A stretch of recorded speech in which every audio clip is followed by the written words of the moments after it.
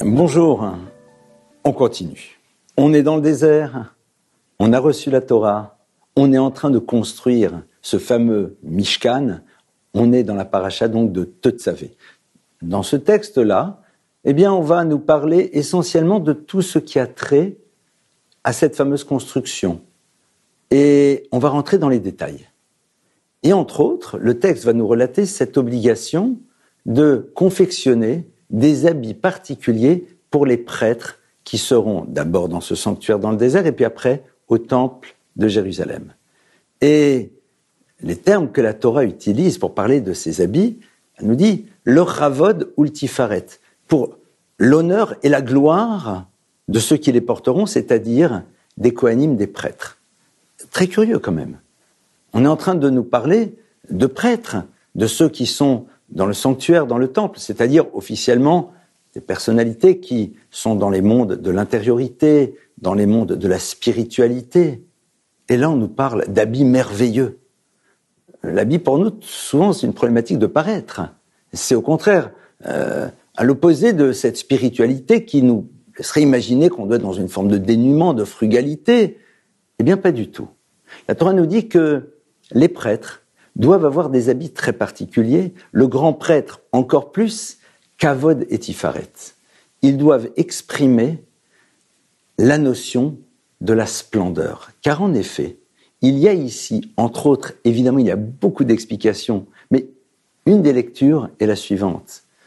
Nos maîtres nous disent que chitzoniut meshameshet lipnimiut. Traduction, la dimension extérieure des choses peut servir à développer l'intériorité. Ça veut dire quoi? Lorsqu'en effet le prêtre a ses habits merveilleux et qu'il se sent totalement différent des autres. Pourquoi? Parce que ce sont des habits qui sont réservés aux prêtres et aux grands prêtres.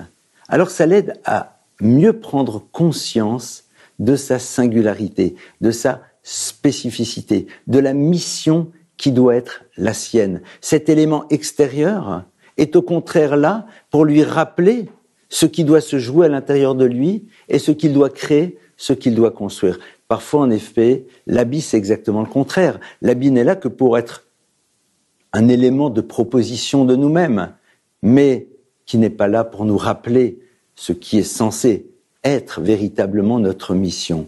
Le prêtre a besoin d'avoir cette conscience. C'est ce qui nous explique un petit peu plus pourquoi, dans la tradition juive, on a l'habitude d'avoir la tête couverte, pourquoi nous allons devoir, hommes comme femmes, faire attention à certaines règles que l'on appelle celles de la tsniout, de la pudeur, parce que cet habit auquel nous allons faire attention est là avant tout pour nous rappeler notre singularité et donc notre responsabilité. Rappelons-nous que l'habit peut aussi nous amener exactement à l'opposé. C'est pas pour rien que l'habit en hébreu se dit entre autres beged.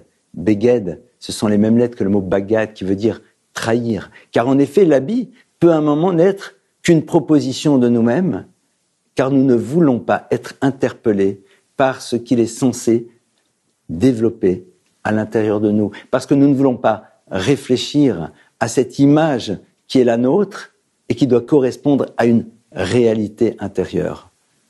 La Torah nous dit, les kohanim, les prêtres, doivent, encore plus que tout le monde, se rappeler de tout ce qu'ils sont censés être et faire à l'intérieur du temple, et leurs habits sont là, entre autres, pour le leur rappeler et pour les aider à cela. Shabbat Shalom.